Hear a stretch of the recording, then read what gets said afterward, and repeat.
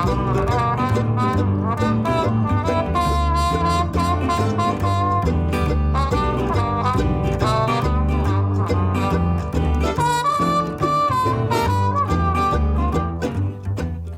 and welcome to On the Ledge podcast. I am your host, Jane Perrone, High Priestess of Houseplants. Okay, that's rubbish. I'm not the High Priestess of Houseplants, but it sounds good, right? Well, welcome to the show. This is not the episode I was expecting to bring you, but sometimes life takes a strange turn. I am currently self-isolating with my family after a confirmed COVID case. Don't worry, I'm fine. I'm double jabbed. So hopefully all will be well, but this episode is not going to be what I was planning to put out because with two children now off school, I have had a bit of a telescoped working week. So what are we going to be talking about this week? I am going to bring you my thoughts, a monologue, dare I say, about taking your plants outside for a holiday because it's holiday season. Despite the fact that for many of us that might be a staycation, how do you give your houseplants a great staycation? That's the topic of this week's show, and I'll also be answering a question about moss poles, some of which are not made of moss. And we'll hear the first Meet the Listener with my new set of questions. Many thanks to Harmonite from the US for leaving a very kind review for On the Ledge on Apple Podcasts. And if you haven't ever left a review for this here podcast, please do consider doing it. You can express yourself any way you like. And I love to read the inventive ways that you talk about the show in your reviews. So I do read them all and I'm very glad for all of them. So please, if you can, do a review. I know Apple Podcasts can make life hard when you're trying to do a review. Nonetheless, if you can beat Apple Podcasts' system, then you can give yourself a big pat on the back and I too will be very grateful. I have been doing lots of houseplant Zoom consultations. This is one of the rewards for my Legends of the Leaf book and it's been really exciting to see inside some of your homes. I've had tours, I've had PowerPoint presentations, I've answered lots of questions, and it's been enormous fun already. So if you have one of those consultations lined up, you are in for a treat. It's been great fun. One thing that I wanted to mention was a tip from the lovely Ray, who you will have heard in Meet the Listener. He is an American living in South Korea, and he gave me an awesome tip, which I wanted to share with you, and that was about wick watering. And if you're ever wondered about where you can get wick from and what the wick can be, Ray has a great answer. So just to roll back a moment, wick watering, this is where you have your plain old houseplant pot and you take a piece of cord about 10 centimetres long and you push it through the holes in the bottom of the pot so it's touching the compost. You can have several wicks if you like going through different holes, and then that runs down to a reservoir below of water. Now that could be in an outer cash pot, it could be in a deli cup, a lidded container, a hummus pot with a hole in it, whatever you choose to use. But what do you make that wick out of? Now, I've always suggested using the handles of gift bags, which have that nylon cord, which is ideal. You can also buy it in haberdashery shops.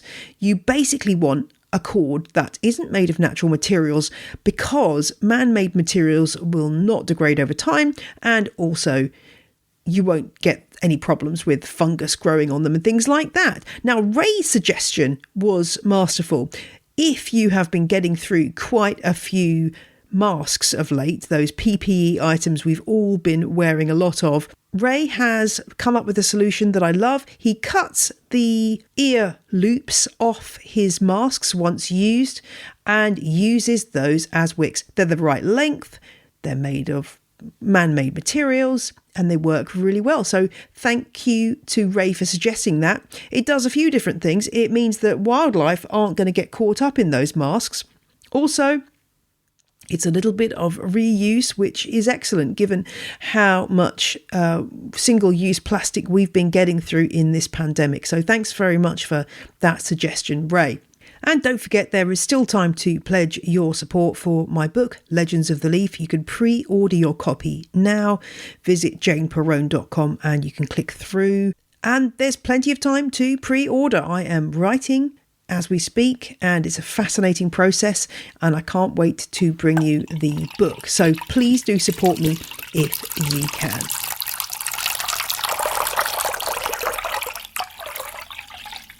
When it comes to putting your plants out into the outside world, there are many advantages, but also many pitfalls. Here are my top tips. The first of which is check the old weather forecast. So even if you've got really warm temperatures and sunny skies during the day, depending on your climate, nighttime temperatures can drop alarmingly low. And that's what you're really looking out for. What is the minimum temperature that's going to be reached? Because nighttime temperatures will affect the plant just as much as daytime. So here in the UK, I wouldn't be putting my houseplants out full time until the nighttime temperatures around 13, 14, 15 degrees centigrade, which is, she says, grabbing her post-it note, which would be between about 54 and 61 Fahrenheit. That means that your plant won't get stressed by cold temperatures. Obviously, some houseplants can cope with lower temperatures, but anything that comes from a kind of a subtropical, tropical climate will probably start suffering if you go much below about 55 Fahrenheit, which is about 12 or 13 Celsius. Ideally, you want it a little bit higher. You can, of course, put houseplants out for a little break during the day, and lots of people do this, and in fact it's a great way of hardening off your houseplants, ready to give them that summer holiday. What does hardening off mean? Well, it just means, hello Wolfie. Wolfie maybe you're feeling a bit sad because he's not going to be getting many walks in the next 10 days because we can't walk the dog. That's part of the isolation. So yeah, he may be feeling a little bit gloomy right now. I'm not sure if he's realised yet. Anyway, sorry, that was a little Wolfie collar jink there for you. So yes, you hardening off your plants. This is basically getting them adapted. So if you imagine you have been out of the sun for 6 months, you don't just go suddenly and sit outside on a blazing hot patio for 12 hours because you know you would get heat stroke and sunburn. So it's the same with plants. You need to gradually acclimatise them to being outside, giving them more and more time out there and starting them off somewhere quite shady to get them ready for the outside world. And if you don't do this, what happens is you get burned leaves. What do burned leaves look like? Well, it can be a number of things. They can go black. I've seen a few black monsteras recently where people have put them outside and they have just burned like Billy-O. You can get strawy coloured leaves, this particularly with orchids and things. If they go straw coloured, often that's an indication that they've been sunburned. And cacti and succulents just tend to go straw coloured or brown. Every year when I put my cacti and succulents out into my greenhouse, having been inside in relatively low light conditions, I will get one that burns. This year it's my plover's eggs. What a great name for a succulent. Latin name Adramyscus cooperi, and unfortunately that one has got burned. It'll be okay, but half the plant is just brown because it managed to slip under the net curtain that I'd used to cover the plants up while they were adapting to the sunnier conditions. Every year it happens with one plant or another, but you want to try to avoid that. So that's what I do. I slip a net curtain over them, and that allows them to gradually get used to the sun, and then that's taken off for longer and longer periods until they are ready to cope with full sun. You can move them if you want to, if that's preferable, so you can start them in shade and gradually move them into sun. If you've got horticultural fleece, you could also use that.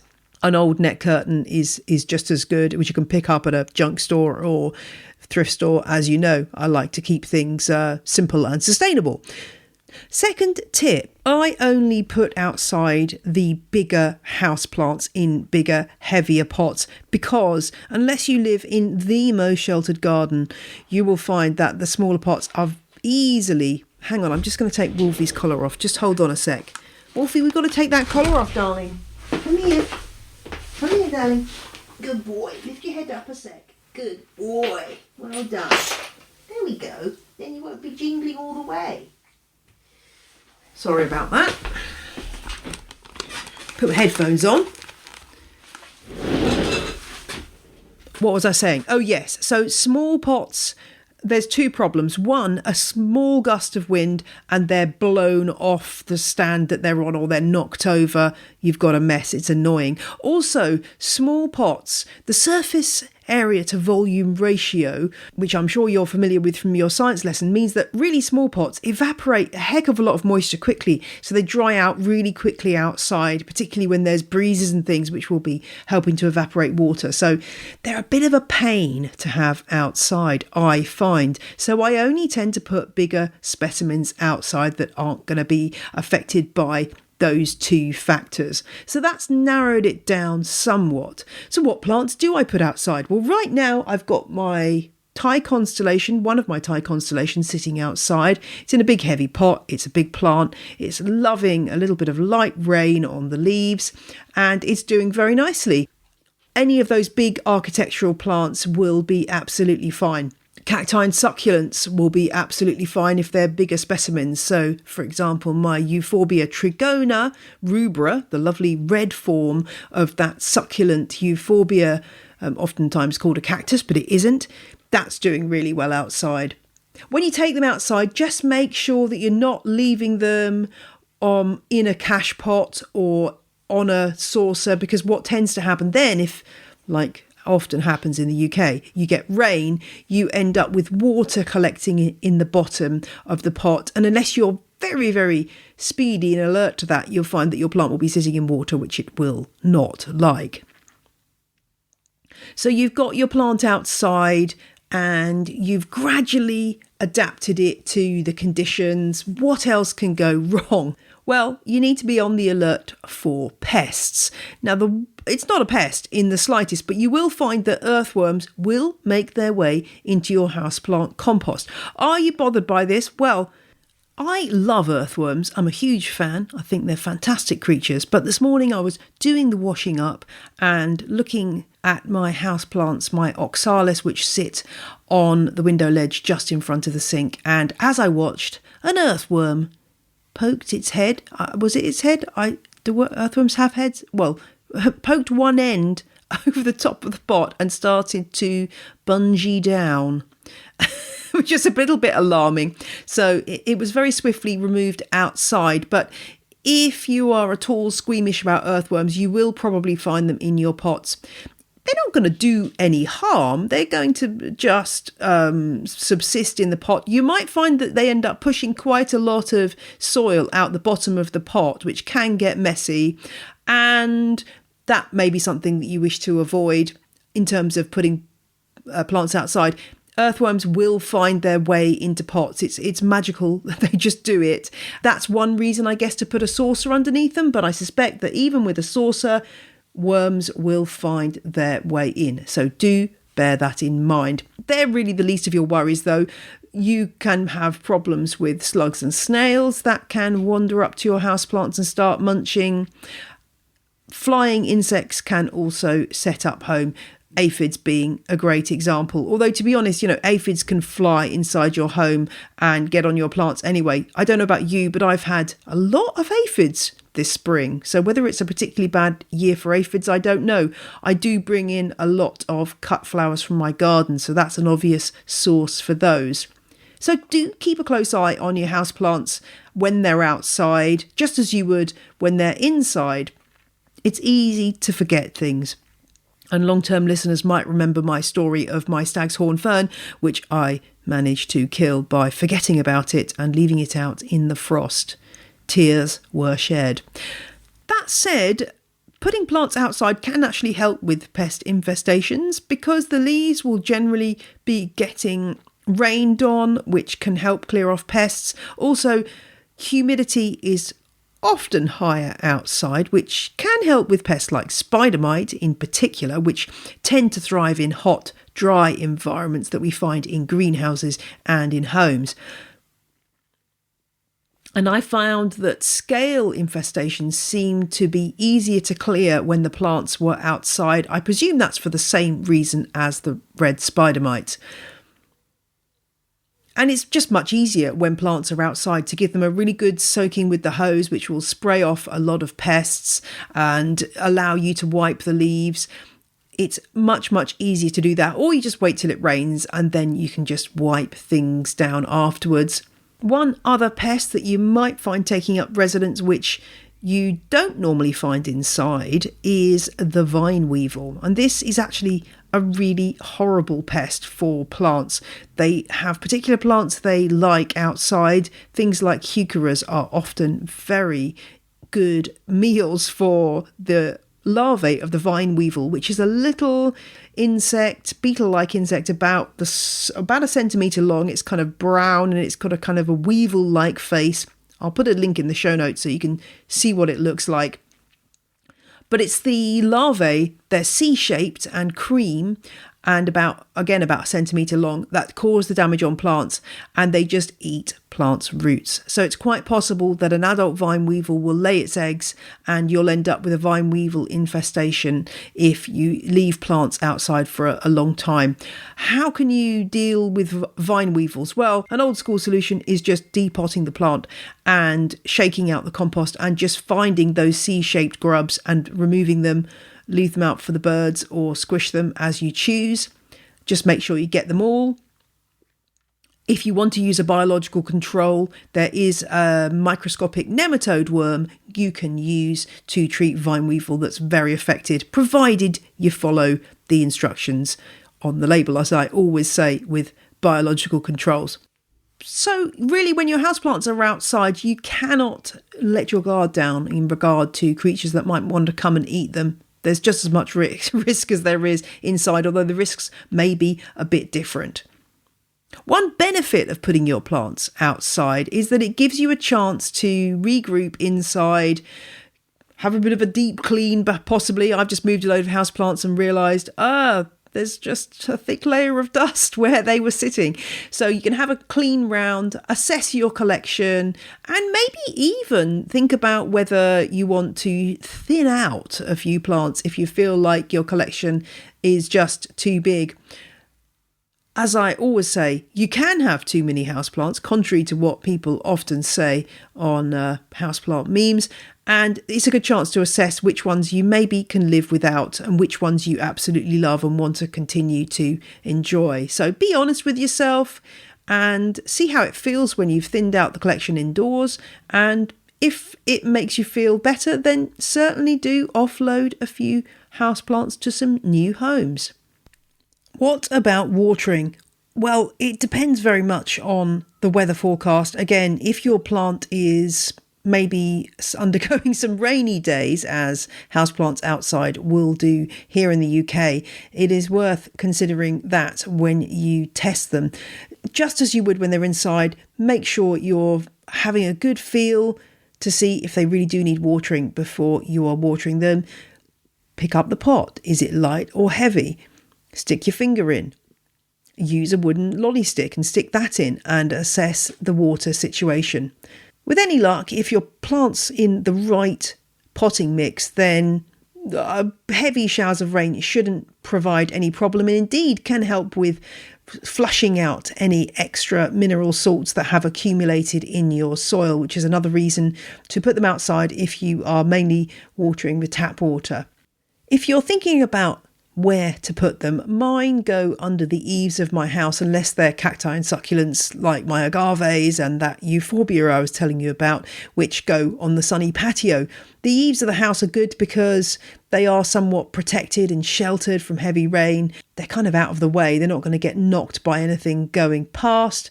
If you put your plants up against a brick wall or a concrete wall, that material will basically hold on to heat that's generated during the day. So as the sunlight comes on those stones, they heat up and then release that heat during the nighttime. So that's great in that it'll keep the temperature a little bit locally higher for those plants, and they'll benefit from that too. And finally, when should you bring your houseplants indoors?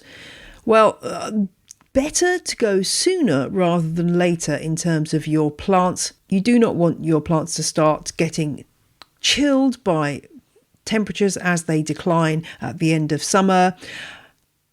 And what I said about nighttime temperatures, that obviously still applies.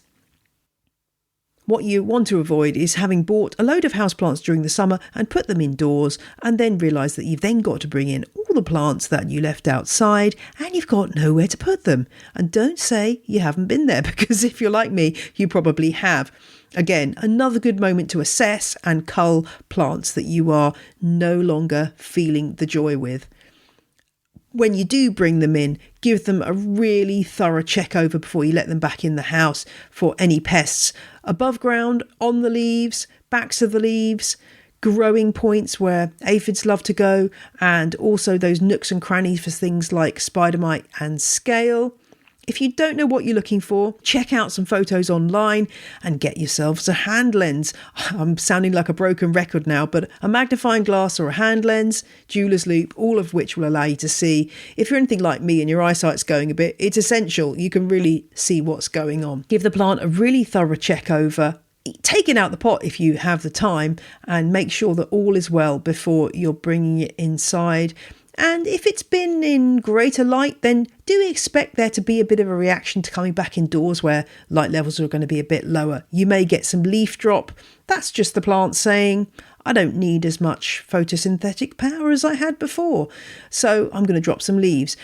This will probably happen. It's not the end of the world. It's your plant adapting to the changing seasons. That's my guide to houseplant staycations. But can I hear you crying, Jane, I don't have any outdoor space. How am I supposed to give my houseplants a staycation? Well, great sympathies. That is obviously an issue for some of you listening. You can do very, very simple things to give your houseplants that staycation feeling. I mean, if you have windows that open, and I know from speaking to some people on the houseplant consultations on Zoom that not all of you who live in apartments have this option, but if you do have windows that open, get those windows open, get some fresh air flowing through your house. It'll benefit you and it will benefit your plants. Obviously not in a freezing cold draft, but somewhere where they can get a bit of a breeze will not do them any harm. You can also take your houseplants to the bathroom for a little bit of a spa day.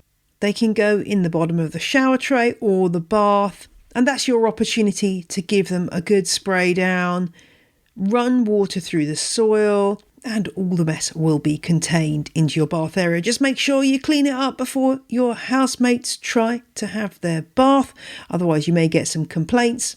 If you have very hard water in your area, you may find that when you rinse off the leaves with that tap water that you get mineral deposits left behind. So if that is you, then you might want to think about treating your plants to some distilled water or asking around to see if anyone you know with a garden can supply you with a bit of rainwater to do that rinse off, because that will solve the problem of those hard silvery deposits that are caused by the hard tap water. And do just remember, when you take them out of the bath or shower, let them have a good drain off before you put them back in their normal places, because there will be a water that gets stuck in the soil. So they will need time to drain off. Stick them on an old towel or in an old washing up bowl, my favourite piece of houseplant equipment, just to drain off before you put them back where they belong. Now it's time for Meet the Listener. And I'm joined by Sophie from Wales. Hi Jane, my name is Sophie, I'm 36 years old and I live in South Wales. When did you get into houseplants and why? About 20 years ago when I first left home, I knew I wanted to decorate with plants. I bought ferns and succulents from the florist and slowly killed all of them. I feel like indoor gardening was sneered at by the more old school gardeners. There wasn't much advice into growing houseplants, at least not in the valleys, which made me more determined to have an indoor jungle. So I checked out a library book and learned that they don't like to be watered every day, and stopped murdering ferns, and that's how my obsession began. What's the latest addition to your houseplant collection? Senecio Mechanioides. I got it from Blasted Succulent Emporium, one of Cardiff's incredible dedicated houseplant shops. Complete the sentence. I love my houseplants because... They make a space feel like home. It's really grounding to share your living space with plants, and seeing them thrive is so rewarding. I especially love sharing cuttings with friends, especially when they send you messages about how much they've grown. It's really nice to share that and get other people excited about growing plants in their homes too.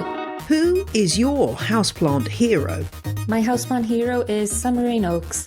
I love watching her videos. I find them really inspirational and informative, especially her garden tours. And because she's an environmental scientist, I know that that's information I can trust.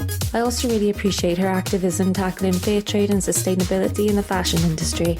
Name your plantagonist. The plant you simply cannot get along with. Oh my god, string of pearls. I do not know what this plant wants from me.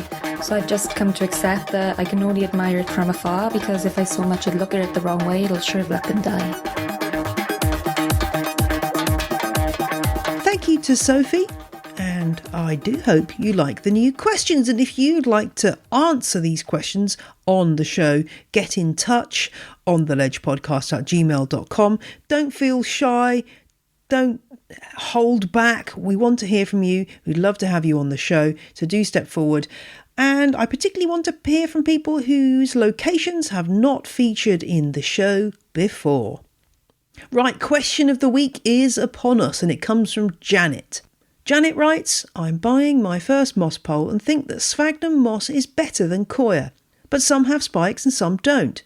I can see that burying some of the moss in the compost would keep the moss moist, but I don't know, to spike or not to spike. That is a question. What do you think? Great question, Janet. Moss poles are a cause of considerable trauma for me. I'm over exaggerating here. I find the subject of moss poles a rather tricksy one. Lots of moss poles. In fact, I'm looking at one right now, which is probably the most disappointing moss pole in history. It's a piece of black, I guess, UPVC piping about, about 2 or 3 centimetres across, that is meant to be wreathed in coir, but the coir stops about a good few centimetres from the top, and it just looks extremely ugly. The plant doesn't cling to it particularly well because it's not moist, and it just looks really, really ugly. Moss poles that are made from moss, as in some kind of wire cage with moss packed inside, tend to work much better for obvious reasons. The aerial roots of plants that might need a moss pole can actually penetrate into that moist moss layer and establish themselves and anchor themselves as they would do in nature. If they were climbing through a tree canopy or around shrubs, they'll be looking for something to cling to, and a moist bit of moss would be absolutely ideal. How do you keep that moss moist? Well, back in the day, I think I've mentioned this on the show before, there's a thing called a dew pot, DEW pot. And this was just a little small pot, usually terracotta, that went in the top of the moss pole and was filled with water, kept filled with water, and that would allow water to trickle down into the moss. Genius. But you just never see these again anywhere. I mean, if you Google dew pot moss pole, let me just try that now. Let's see if it's changed. But till very recently, if you Google dew pot and moss pole, which I'm doing now, or rather Ecosia, because I try to use Ecosia where possible. Let's have a look if we get any results whatsoever. Well, only on... The only time I can find a reference to dew pot is on the Ledge podcast. How funny is that? So yes, it's not something that you'll see online, but things exist that aren't on the internet, as hopefully you well know. I'm just looking at another listing for a moss pole and wondering, this is a listing on eBay for a moss pole. I mean, yeah, but it doesn't have a dew pot in the top. You're just supposed to pour the water in the top. But the idea of the dew pot is just controlling the moisture. So you can buy moss poles that are filled with moss. You can make your own. There are loads of DIY videos out there. You just need some plastic or metal mesh, which you can attach together into a cylinder. Some people use cable ties and things like that, and then stuff with moss.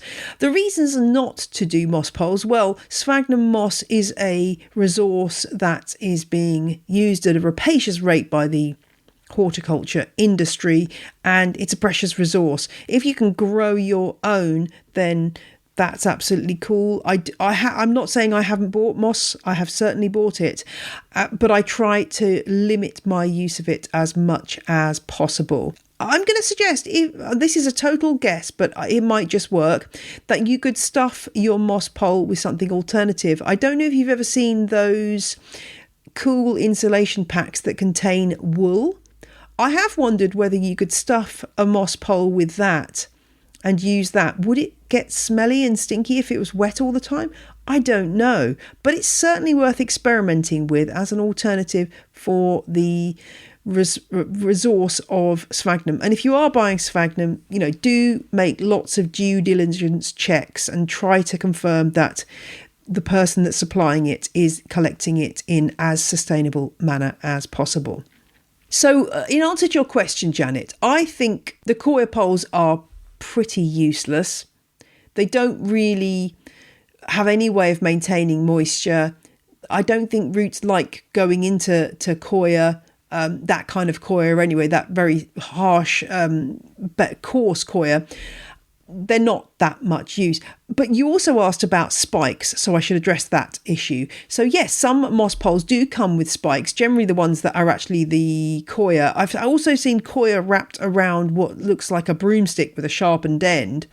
So is the spike useful or not? I have found whenever I've been dealing with moss poles that to get them to stand up and stay up and not be really wobbly in anything other than a very large pot is actually quite difficult. And I know that other growers have had the same problem. What can you do about it? Well, there's loads of different suggestions of ways of stabilising your moss pole. If you are using the technique of a mesh moss pole with moss inside it, what you can do is put the moss pole right at the bottom of your empty pot and then cable tie it to the bottom of the empty pot, or use wire if you prefer, metal wire or plastic wrap wire would be ideal. That way you're securing it, and it should mean that it won't fall over. So you're going through the bottom holes of the pot and then up into the bottom of the moss pole and securing that very firmly. That's one way of doing it. I've also heard of people hot glue gunning moss poles without a spike to the bottom of the pot. That could also work. There's another thing I've seen where people have put a sort of a dowel across the bottom of the moss pole and through the sides of the plastic pot as another way of stabilising it.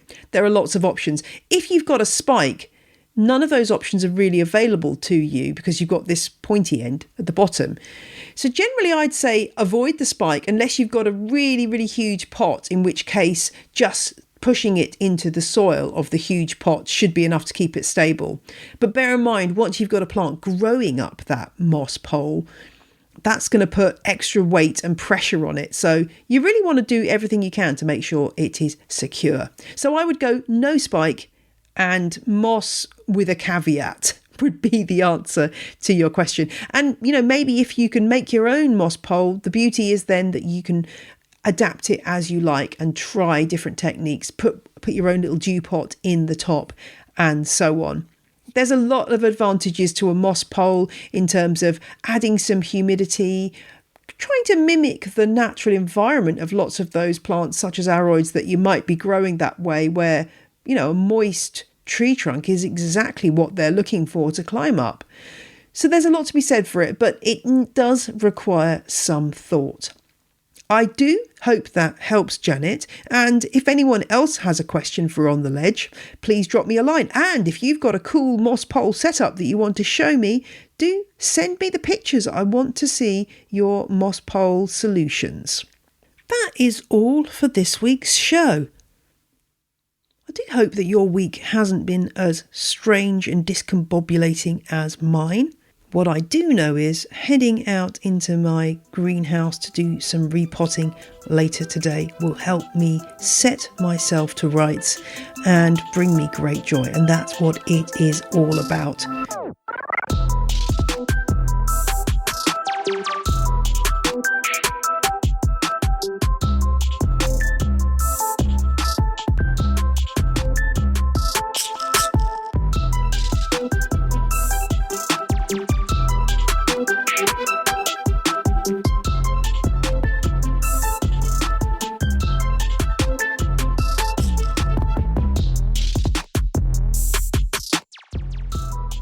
music you heard in this episode was Roll Jordan Roll by the Joy Drops, Chiefs by Jazar, and Whistle by Benjamin Banger. All tracks are licensed under Creative Commons. Visit the show notes for details.